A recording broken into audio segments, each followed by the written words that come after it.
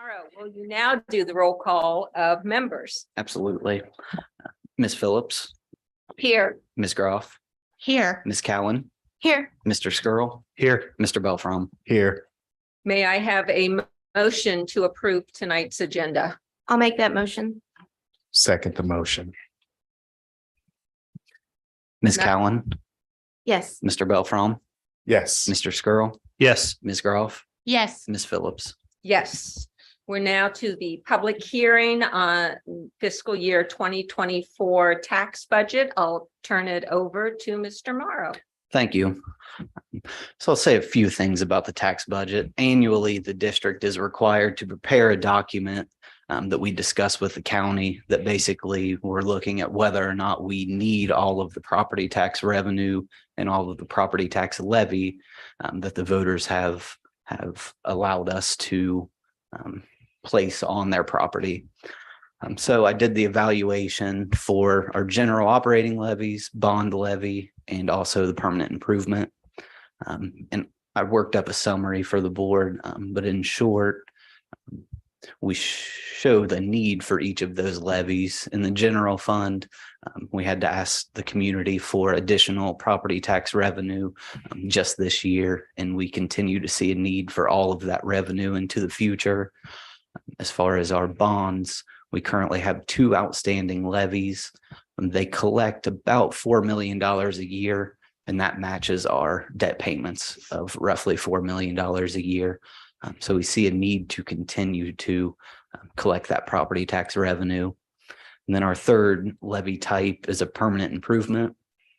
We use the permanent improvement for essentially all projects in our buildings and equipment, and also some technology. And with aging buildings, we continue to see a need to assess those taxes and receive that revenue. So later on, I'll be asking for the board to approve the document that I prepared, and I'll be meeting with the county in February to have a discussion around all of our levies. Since we approved an additional levy in November, when is the first time we will collect that levy? We'll start collecting it in February. So the taxpayers, the levy was for property taxes last year that are paid in this year. So we'll start to see that revenue when the county sends us money beginning in February. Okay, thank you. So to be clear, we don't have a full year of those funds until February 24. Correct. We'll collect all the way through December. So that property tax levy that was approved in November, $7.5 million roughly, takes a full 12 months to collect all of that revenue. Yes, that's correct. Thank you. Not seeing anyone in the public that wants to address the board, we'll move on to the next agenda item. I will open the floor for nominations for president. I would like to nominate Stacy Belfrom.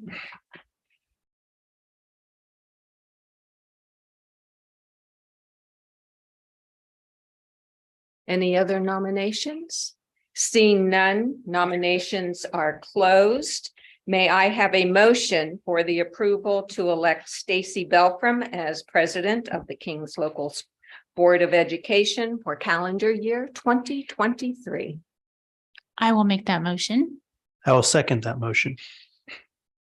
Mr. Morrow, will you please call the roll?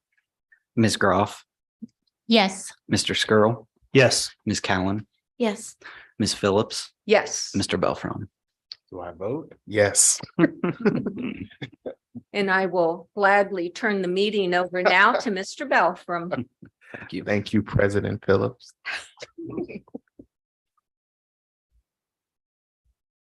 So next on the agenda is do I need to do the oath now? Okay, Do the oath. let's forget how this works. Sorry.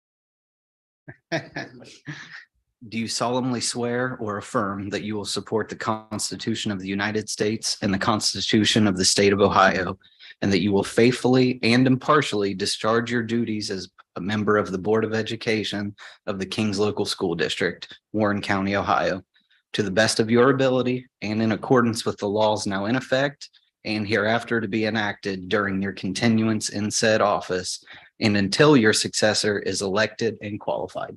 I do. Thank you, Mr. President. Thank you, Mr.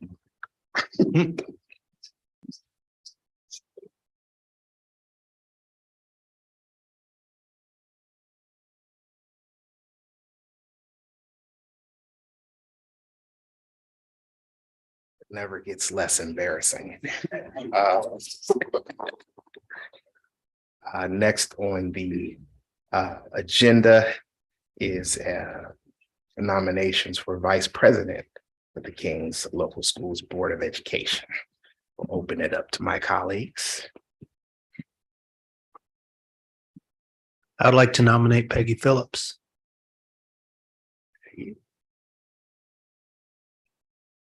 Any other nominations?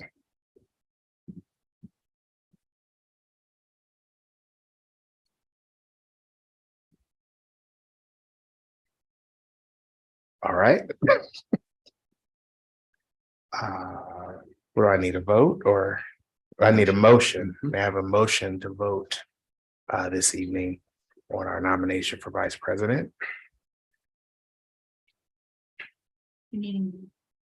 What did you say?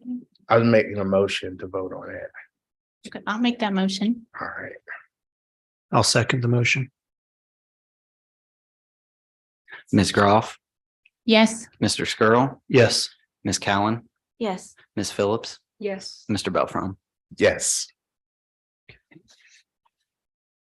Next on the agenda is the oath of vice president.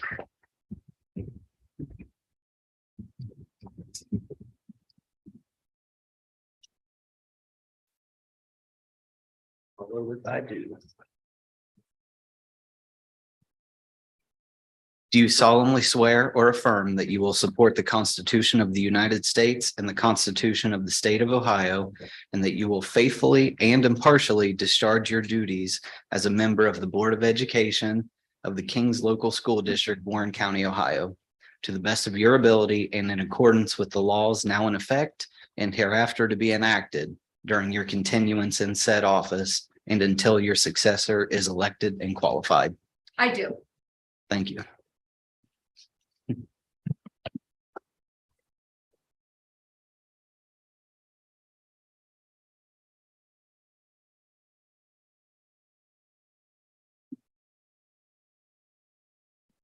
Next on the agenda is the setting of the day of month, time and place for the 2023 work sessions and regular board meetings. So beneath that is set the board meeting schedule for 2023. Have any comments or concerns with the schedule for this year? I'll just add, we sent this out to the board with the same dates and times as in the past, as far as the second and third Tuesday at 5:30 and 6 o'clock, with a few modifications due to other events or that type of thing. So those are highlighted on the sheet to spell out kind of clearly where there's a change from that typical second and third. Mr. Martin, I'll add that the July 10th date is important in the educational world, as that's the last day for hiring for teachers that are under contract with other districts to get out of their contract. So it's important for us to have an approval, a meeting, so we can approve any potential employees that we want to hire from another school district. So July 10th it's a date throughout the state that allows us to do that. So that we have placed in the morning of July 10th so that we can take action on any individuals that we have recruited or hired from other districts so they can get out of their contract in time. And if you remember this last year, we had requested a special meeting to be able to meet that deadline. So putting this meeting on that date kind of avoids us from having to have a special meeting potentially. Okay. May I have a motion Can to? I ask one question? If we know of a potential problem, do we just let you know? I mean, I don't want to change the schedule at all, but do we let you know that so that if there is any votes that, Mhm. Absolutely. okay, so. And if this you- can be modified at any point in the year Right. if needed. Right, yeah, I don't want, I don't want to change the schedule, but just there's one conflict that I have. And if we would change this going forward, we'd need to vote on it, correct? Yeah, it would be as simple as just making a motion to change one of the dates. Okay. And then a second, and it would need to be 24 hours in advance, so that way we could send notice out. But yeah, it's flexible, but this sets the calendar essentially. Any further questions, discussion? May I have a motion to approve this year's board meeting schedule? I'll make that motion. I'll second it. Mr. Morrow, Ms. Phillips, Yes. Ms. Groff, Yes, Ms. Cowan, Yes. Mr. Skrull, Yes, Mr. Belfrom. yes. Next up are items from the treasurer, specifically the tax advance resolution. Mr. Morrow. So I asked the board to approve the tax advance resolution. Essentially, this allows me to request from the county property tax revenues in advance of when he would typically settle all of his revenue collections. So I mentioned the February date earlier.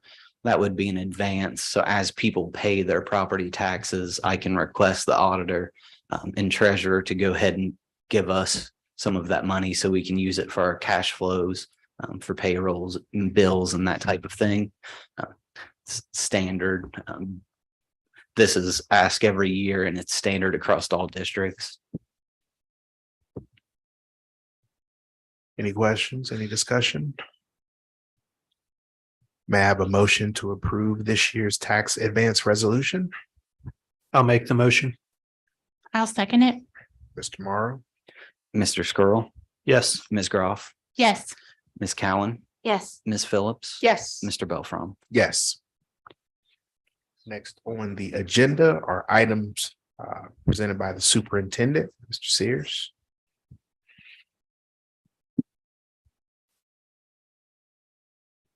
Yes, thank you, President Belfram. We have a few things that are fairly standard operational procedures here for our school district in approving positions. The first one is a purchasing agent. This enables myself and designees to be the purchasing agent for the districts for 2023. We have our representative for state and federal programs.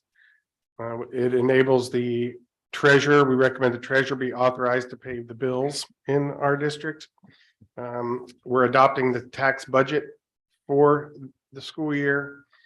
Our treasurer would be the public records custodian or representative. And that the treasurer would be the Warren County Tax Incentive Review Councils. He would review any abatements, and we would establish a service fund for our school district. So those are some of the standard procedural. We just need board approval on those standardized items. Item 8 would be a student achievement liaison. The board would have discussion at this point to determine who would be the student liaison representative for the 2023 calendar year. Let's discuss. If no one wants to take over that role, I will continue. But if someone would like to take that over, Anyone? I mean, I think you do a great job at that, Peggy. I'm I happy agree. to take it over if you feel like you have too much on your plate, but what, if you feel like you are okay. I enjoy doing that. All right. Sounds like it's going to be Mrs. Phillips. Okay, thank you, Mrs. Phillips, for your continued support of our student achievement efforts in our district. Item 9 would be the legislative liaison. And so the board would have a discussion on who we would represent us across the state. Mr. Skrull. We're all looking. I'm going to repeat what Peggy said. If nobody would like to take this on, I will do it again for this year. I think you do a great. Yeah. Thanks. And honestly, as weird as it sounds, I enjoy doing it. I think you do a great job with it. Thank you. Girl, so. Thank you, Mr. Skrull, for your continued work, understanding the legislative challenges and benefits we have in the state of Ohio. with And a lot of there are plenty. There are plenty.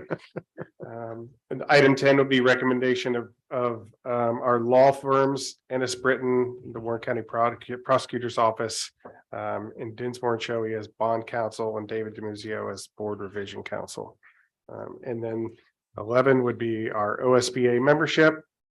And item 12 would be representing the following booster groups that would be considered school sponsored.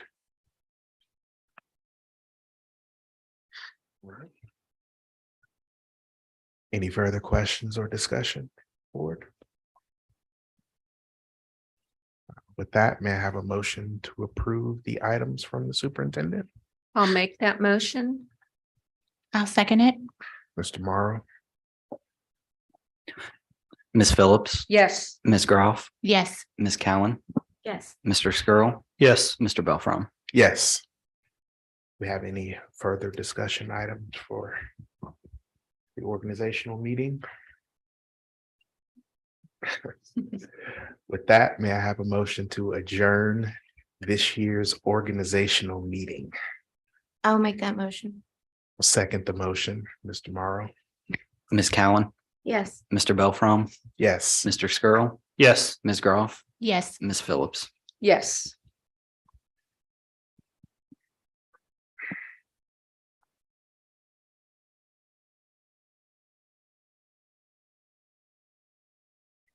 And with that, I would like to call this evening's King's Board of Education work session for the first one for 2023 to order. Mr. Morrow, could you please call the roll? Ms. Phillips, Yes. Ms. We're Groff. here. Ms. Groff, We are on a roll of yes. I'm here. Ms. Cowan, Here. Mr. Skrull, Here. Mr. Belfrom. Here. Please join me in the Pledge of Allegiance. Allegiance to the flag of the United States of America and to the republic for which stands one nation under God, indivisible, with liberty and justice for all.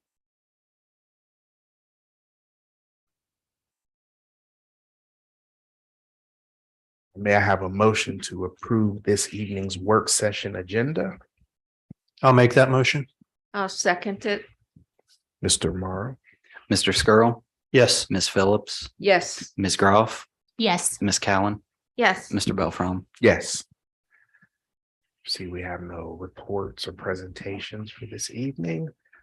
Next are the discussion items by the treasurer, from the treasurer, excuse me, Mr. Morrow. Thank you. Discussion item 1 is the standard minutes from the prior board meeting. This was a work session and regular meeting on December 13th. I asked the board to review those minutes and get with me about any potential changes.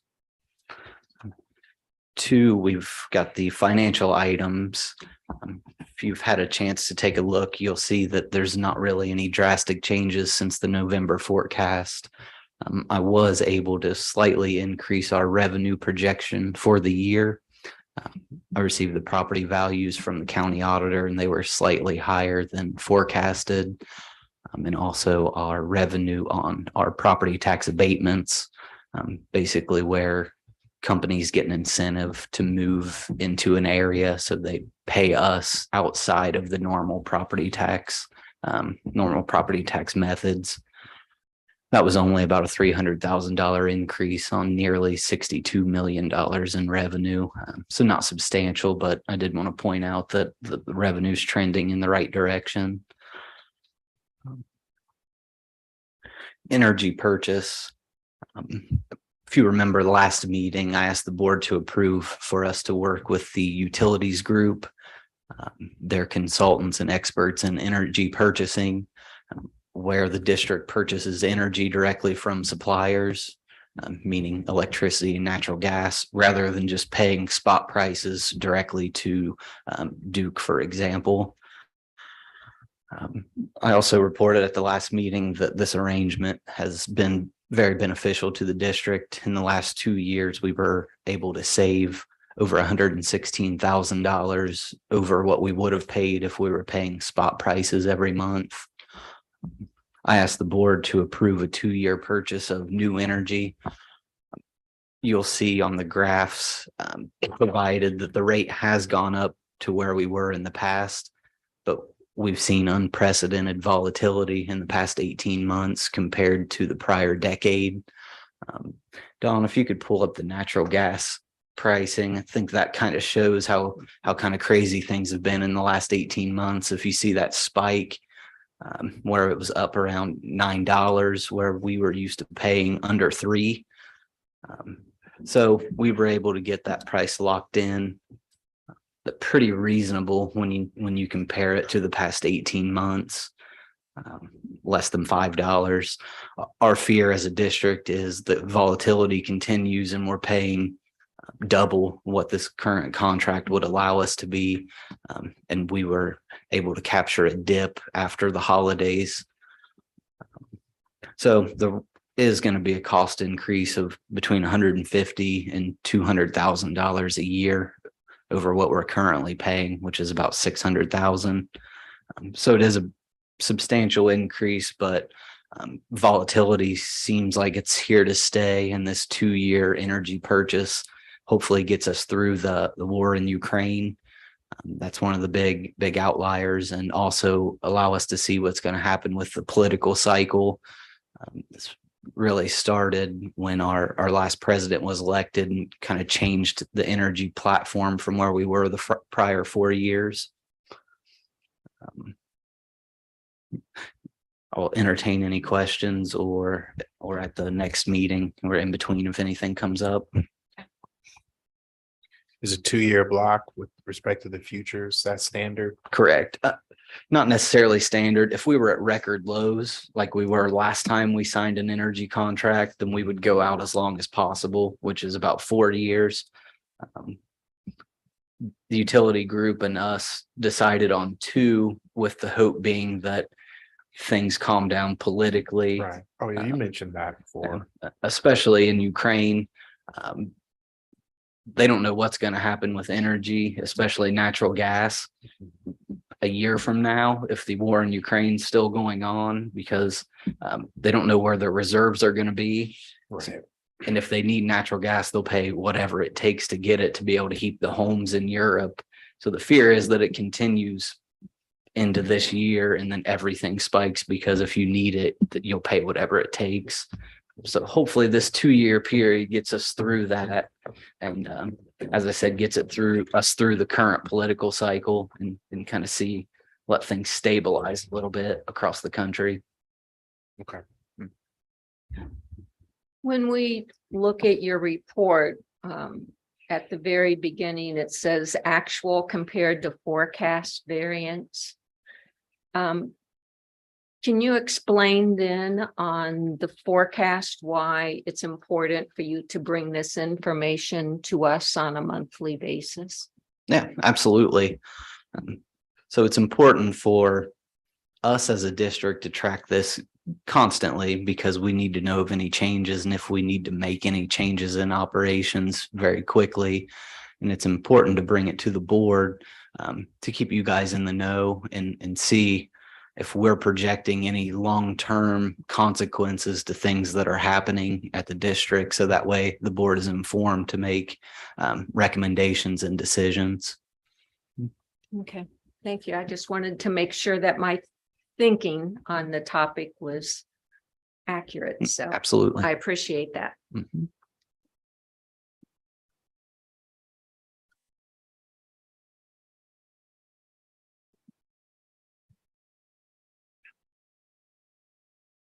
Did you want to say anything about the public records law tomorrow? Sure. I linked to the public records log where essentially caught up. I have the one highlighted in yellow as an ongoing. That's one where we've responded multiple times with information and will continue to provide anything that is requested relating to that request. Thank you, Mr. Morrow. Next on the agenda are the discussion items for the superintendent, Mr. Sears. Just one item tonight from me, Mr. Belfram, and it is a King's Winter Guard overnight trip in March, the 24th through the 26th to Indianapolis for a performance.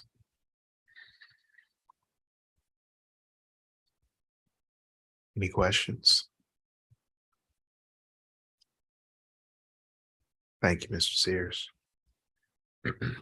Next on the agenda are discussion items for the assistant superintendent with matters concerning HR and business. Mr. Spinner, Mr. Lucky. Good evening, President Belfram, King's Board of Education. Two items up for discussion under my purview, and then I will gladly share the microphone with Mr. Lucky to discuss items 3 and 4. First is our personnel items, which include staff resignations, new staff members, staff miscellaneous items, and temporary employment. I'd be happy to entertain any questions you might have regarding the items up for discussion this evening.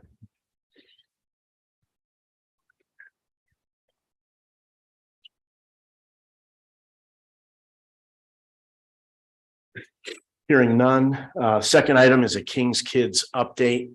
Unfortunately, as you know, we have made the decision to temporarily suspend King's Kids services in the afternoon at South Lebanon Elementary due to staffing shortages.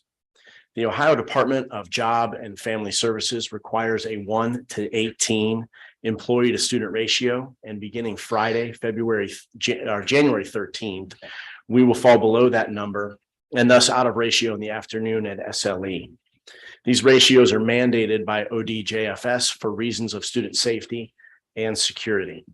However, by moving the remaining employees from SLE to Kings Mills Elementary, along with offering bus transportation to our students, we are able to provide families that are displaced due to this situation with an opportunity for childcare at KME in the afternoon. Staffing challenges are something we have been wrestling with since the fall of 21, just before school started. You may remember at that time, we were well below the employee-student ratio and were forced to turn away many families with no other option but to seek outside childcare services. Since that time, Jess Gorman, our before and after care coordinator, has expended a great amount of effort and energy to not only recruit staff through a variety of job boards, reaching potential employees at various times in their lives and careers, newsletters and social media channels, but also retain and manage current staff so as to remain open at all 3 of our locations. It is to her and our present staff's credit that we have not had to make this decision previously. Additionally, earlier this year, the board approved pay increases, and we have offered perks to employees such as free childcare in an attempt to make the job more appealing. Again, I am sorry. We know this puts an incredible strain on our families, and we will continue to investigate ways in which we can provide childcare as a service into the future as we navigate our way through all of the above challenges. Be happy to entertain any questions you may have regarding this situation at this time.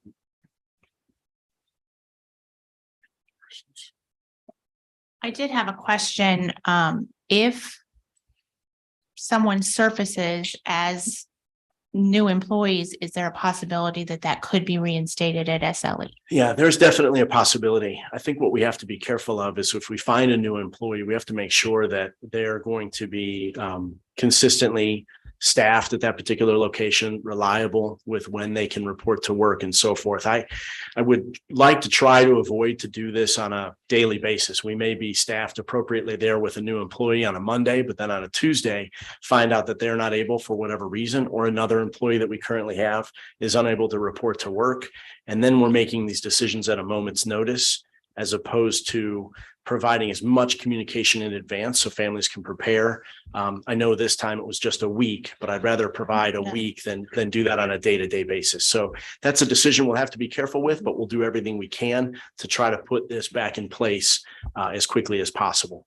Okay, and can you clarify at SLE, it's 33 students that are enrolled in after school, or? Yeah, is it's approximately 33 to 37. It just depends on who attends on any given day. So there are some families that need childcare for 2 days a week, some need it for 3 to 5 days a week. Okay, so 2 to 3 employees. There are two employees. There are two employees that will be there that are signed up for SLE starting on Friday, January 13th. And we have roughly anywhere from 33 to 37 students that arrive in the afternoons. Okay. And it just depends on commitments for those employees outside of King's Kids, whether or not we always have two there at a given time. Okay, and then those employees that are at SLE now do still have positions. Do they just go over to KME as well? Yes, we've asked for those employees to move with the students to KME. This will provide us with a little bit of a buffer at KME in the event that we don't have an employee or two on any given day. Okay, I just wanted to make sure they have positions. They have positions, absolutely. And they'll continue to work their regular shifts in the morning. We did have to make an adjustment in times in the morning as well. Typically, King's Kids is open for our students from 6:30 to 8:30 because of their shift times. We'll be able to open from 7:30 to 8:30 in the mornings at SLE. We have to make that adjustment as well. And that's mainly due, there are fewer students that access the morning than the afternoon. So the ability to maintain appropriate ratios is more possible in the morning. And I'll just add this to Mr. Spinner's commentary. I appreciate you sharing that. So as an administrative team and a staff and our before and after care staff, it was always our intent to try to find a way, any way possible to maintain service for our families. Always our intent. And so what this created is an extensive amount of creative problem solving, coordination with the transportation department to find the appropriate transportation to move our students from SLE to KME in the afternoon, mainly because of the timing and because we feel like that's what our families deserve at this point. It's really hard to, on a day-to-day basis, have to cancel programs that parents rely on, especially for before and after care. So this gives us the ability to create some sustainability while still giving the parents an option for after school care. I think ideally we'd like it on our own sites where they've been, and we'll do our best to try to get to an appropriate staffing level where we feel comfortable with that. But I think it's important for the board and our community to understand it was always work that we were going to do to maintain this for our families. Because that's a hard thing to come back from break and find out a week later that you don't have service. It would have been really heartbreaking to not have any option. We worked to try to create an option for our families. And so we'll continue to navigate that, but we appreciate the board's support in the community understanding. It's certainly not a situation any of us really want to be in. And we're desperately trying to find people to help work in those areas. So. I did see the social media posts that we're hiring. So thank you for putting that out there. And I hope if there's any community members listening to please, like if you know of anybody that would be interested in this position, it's part-time. Great location. You get to have your kids at King's. There's so many benefits to it. So I really hope people will look into it. Thank you. Next item on the agenda is the section on land sale. Dawn, if you wouldn't mind pulling up that first attachment for that. So we were approached by the Land and CSA a while back, and they had an interest in the possibility of acquiring part of our JF Burns property. With this acquisition, their goal, if you've been here for a long time, or been around the lake for a long time, there was a time where they had to drain the lake and remove the sediment deposit that's on just on the north side of Columbia Road there. The residents there call it Duck Island because on occasion it becomes an island there right off that inlet. There's some new technology that enables them to do some things with the water to not have to drain the lake and basically put the lake out of business. So we looked very hard at, you know, what are the liabilities we have with the parcel of property, as well as will we ever do anything with the property? So if you're familiar with Burns, there's a creek that runs. You can kind of see just in the middle of the dark blue there of the 2.5 acres. So their look is anything to the opposite side of the creek. So we wanted to make sure that's not an area that we could use for anything in the future. That area is really in a floodplain area off of that creek to that side. And for us to really get over there, we'd have to build a bridge to do so. So the other nice part about this is it removes some liability from us with that creek.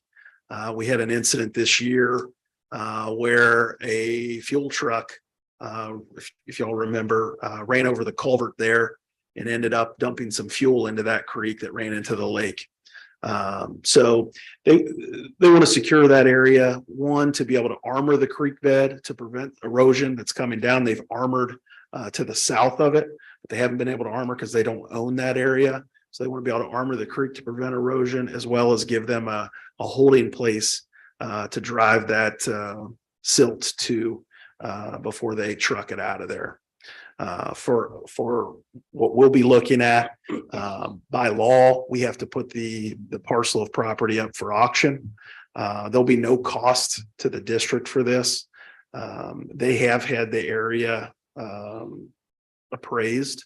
It's not a huge windfall from a land perspective for us, but it been appraised at about $44,000. We'll put it up for auction. You have to put it up for public auction. And we have the choice of, if anybody else comes in, say they offer more money than what we're thinking it's worth. We do have the ability to take that, or we have the ability to say, no, we don't want to move the property at all. So I'll entertain any questions about the auction of the 2.5 acres at JF Burns. What does armoring the lake mean, Mr. Larkin? So they'll armor the creek bed. Okay. They showed me some photos. Basically, they'll bring in large rocks to stabilize the banks of the creek. So as the water runs down, it's not taking that soil with it and deposit it into the lake. It'll just run directly into the lake without taking that sediment with it. Oh, okay. That area is also somewhat of a ravine, isn't it? Mm-hmm. Yeah, it drops off the backside of the playground there pretty quickly. Mm-hmm. We will be able to maintain our nature's classroom back there. There's a little walking trail where that kind of bellies back down a little bit. So we'll be able to maintain that area for our kids. Okay. So just to clarify, it's absolutely unusable at this point. Unless you're wanting to have waiters on a pretty regular basis. Yes, it floods pretty often.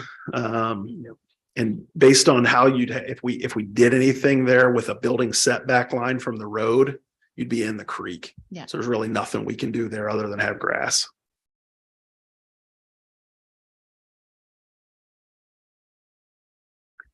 How wide is the creek? Just In certain areas, it's probably 20 feet. is it? Mm-hmm. It gets pretty wide. It rolls through there. Yeah. Into the lake. Washes out the road there from time to time. Irwin Simpson. Yes. Oh, really? Yeah, the spring, it'll wash it out completely.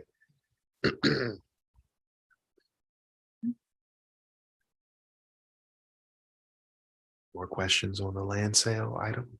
All right. I'll move into the land purchase. So really all the time, we're looking for what's going on in the community and opportunities. We've got an opportunity to purchase a little over 30 acres from Kings Island that abuts our high school campus. There's not many chances that we have to be able to acquire property in general, but especially a property that borders our current footprint. So that 30 acres price we're looking at is $225,000. It's roughly $7,000 an acre. Based on the price that Mercy paid about 500 yards away, it is a tremendous value for us to be able to acquire this property that's attached to our current footprint. It will give us the ability for whenever down the road to be able to do anything we see fit with it. From a functionality standpoint, basically, if you come straight down from the football field down to the red line and everything to the left of that, that's the more functional, usable part of the property. When you get down past that, it starts breaking down towards the river. And from a topography standpoint, it's less functional, but everything up from that clearing line up is very functional property for us to be able to use for whatever we need to.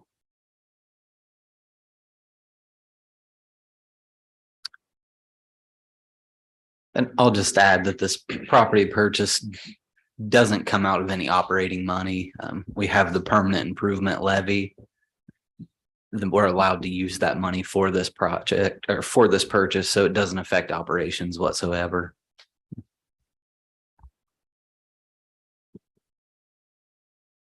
Just to be clear for. Yeah.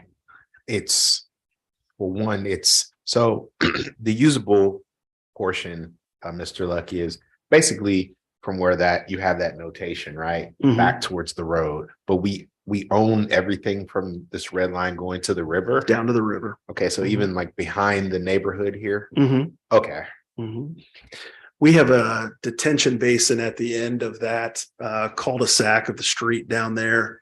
Right. So we'll basically own everything down to the river around the neighborhood. Okay. And just to ask the question out loud, Mr. Morrow, what is our annual allocation or PI budget? We generate about $1.5 million every year.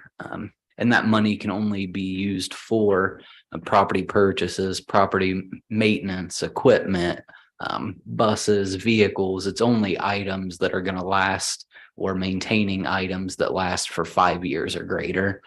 So it's not used for payroll or for electricity or anything like that. This is for equipment and long-term, long-range purchases.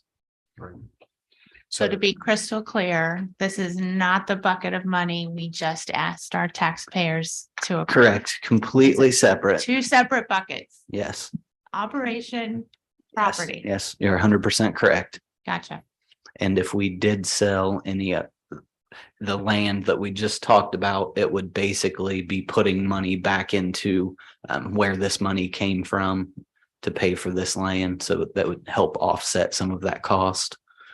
And yes, it's completely separate fund or bucket of money than what we use for payroll benefits.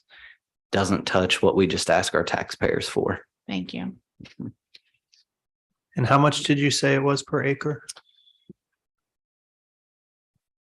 7,467.51. It's a steal. Yes. Compared to the land cost of everything around it, Mhm. it's a great opportunity.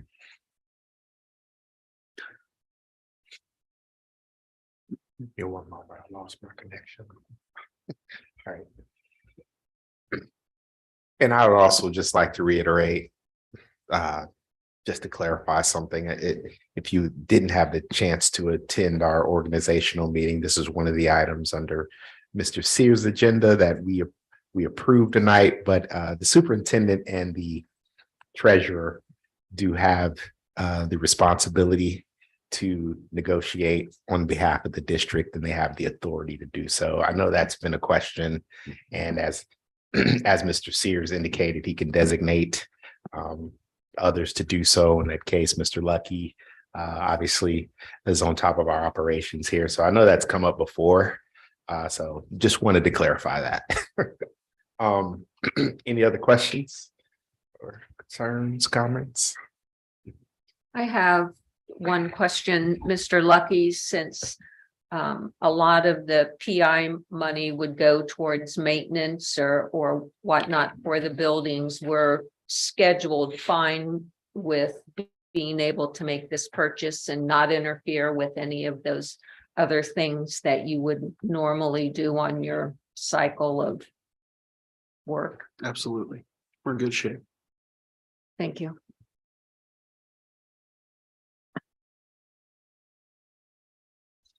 Thank you, Mr. Spinner, Mr. Lucky. Next on the agenda are the discussion items for the assistant superintendent with regards to our educational programs. Mr. Freeman. Sure, appreciate it.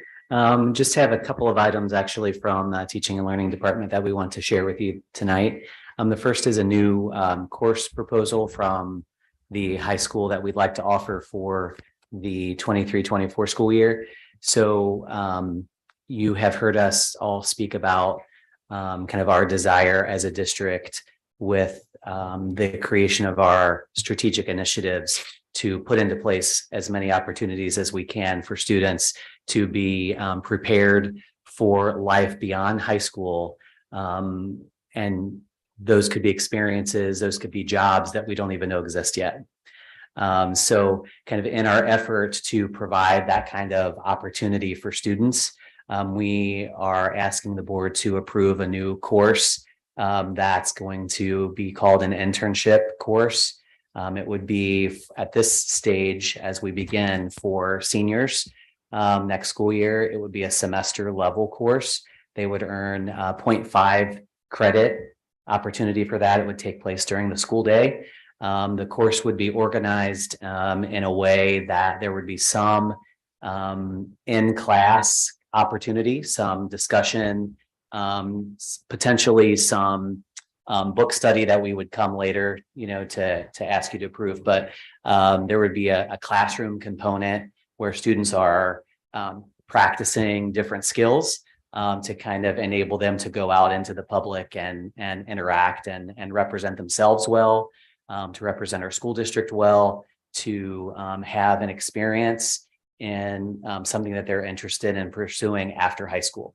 This is something that students who are interested in going straight into a 2-year, 4-year college program could participate in. So they plan to go into a healthcare field, for example, and they would like to kind of get a flavor for what that might be like. This is also available to students who maybe don't exactly know what they want to do afterwards, but they want to have an opportunity to earn some high school credit to get out into the public and to participate with some other area business partners.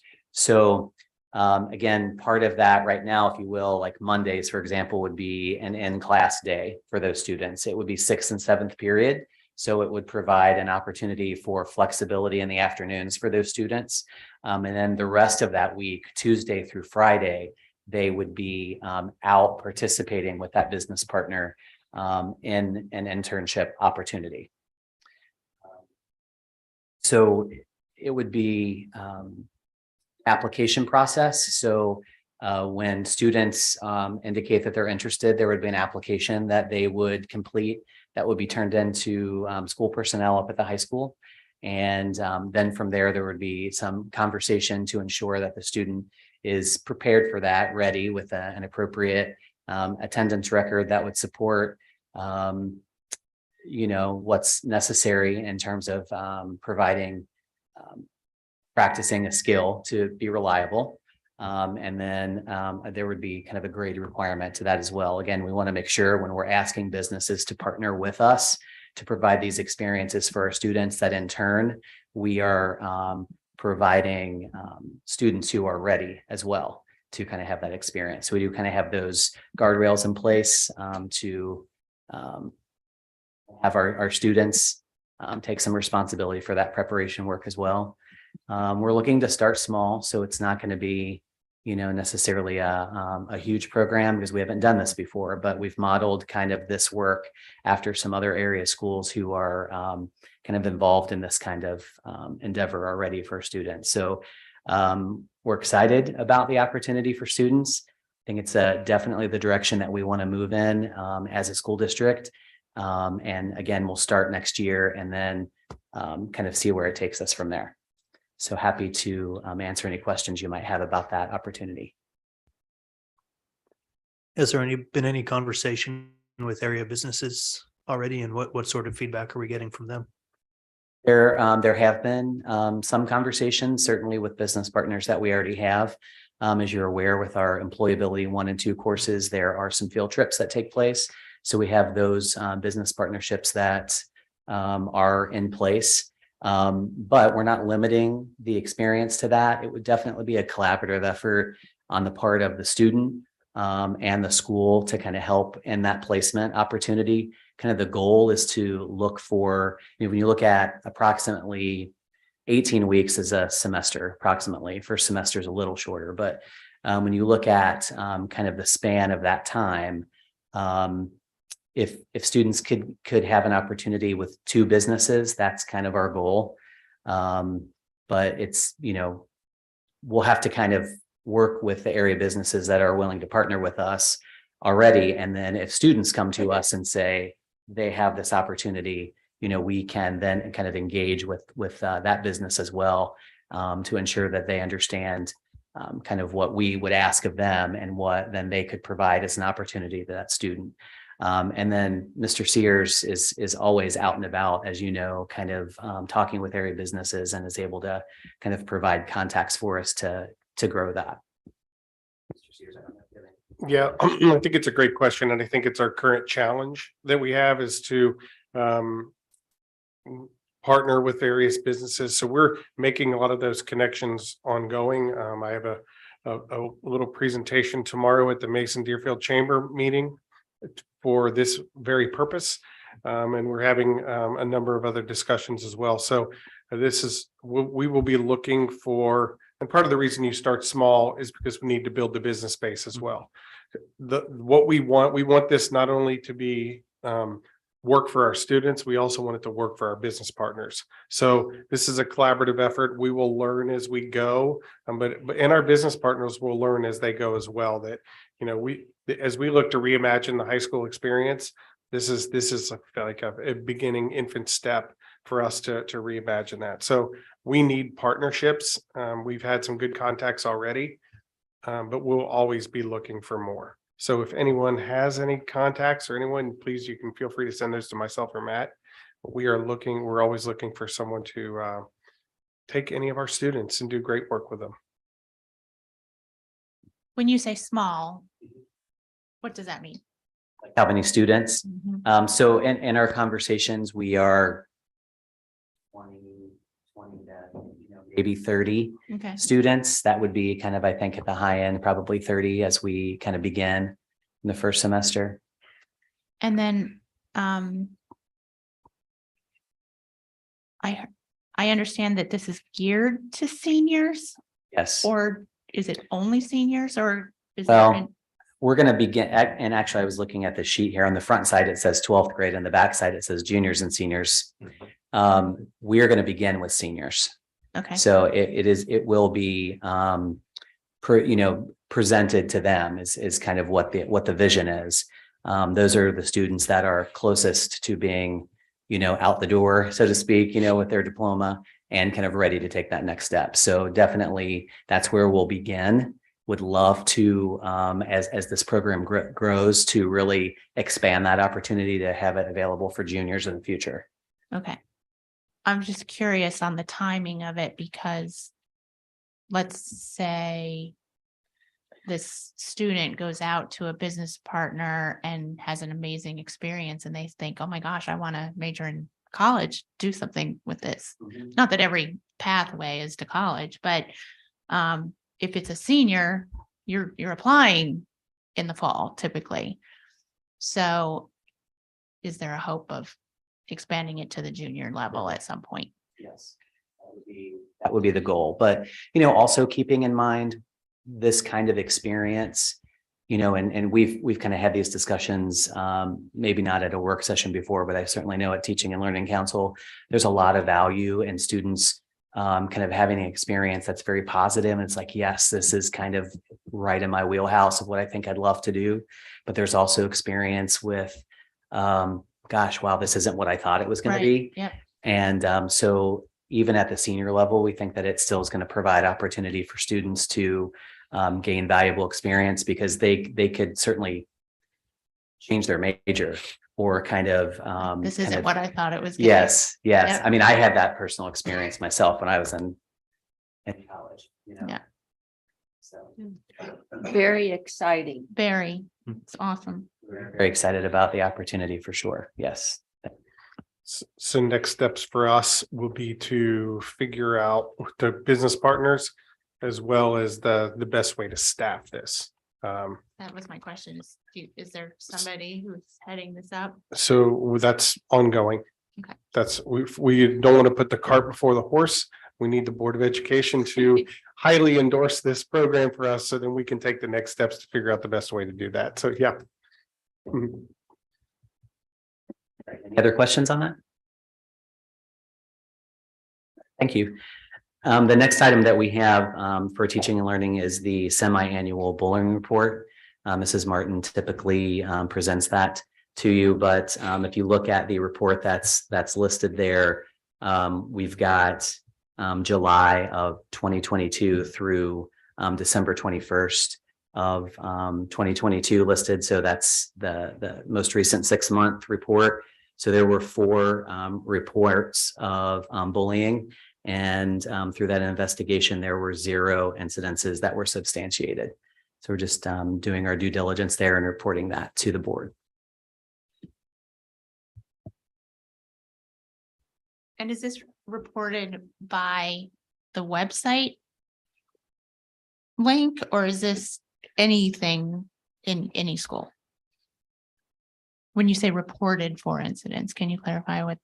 Yeah, and I'm gonna kind of ask Mr. Spinner to help me out. I know he's worked on this in the past. I don't know that answer for sure. And I don't know if you do. I don't mean to put you on the spot. No, you're perfectly fine. There is an opportunity for parents and or students, community members alike to click on a stay safe, speak up button Right. on our website. So that's what you're talking about. Yeah.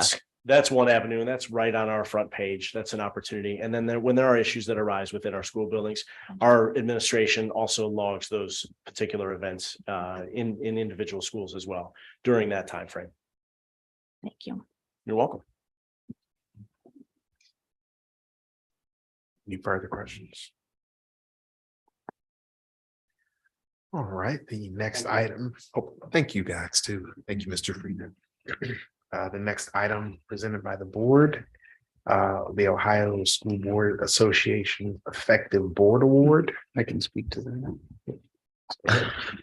So the Ohio School Board Association annually puts out a scorecard of, and I've linked to it in the website. And basically these are items that they identify for Board of Educations that they should be doing as a Board of Education.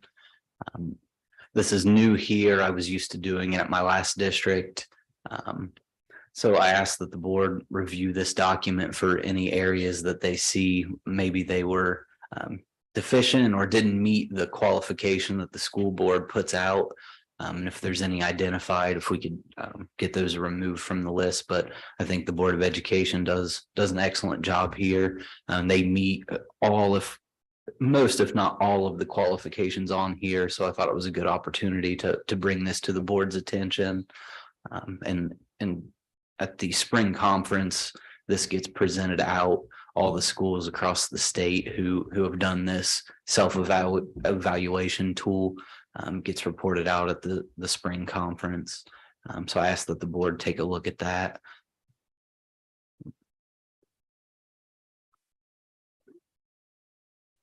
Any questions on that? Thank you. Thank you for filling that out, Mr. Meyer. Next on the agenda, our legislative updates. Mr. Squirrel, did you have any updates for this evening? I'll be providing an update next week. Sounds great. And lastly, may I have a motion to adjourn this evening's meeting? I will make that motion. I will second that motion. Mr. Morrow. Ms. Cowan, Yes. Mr. Belfrom, Yes. Mr. Skirl, Yes. Ms. Groff, Yes. Ms. Phillips. Yes. Have a good evening, everyone.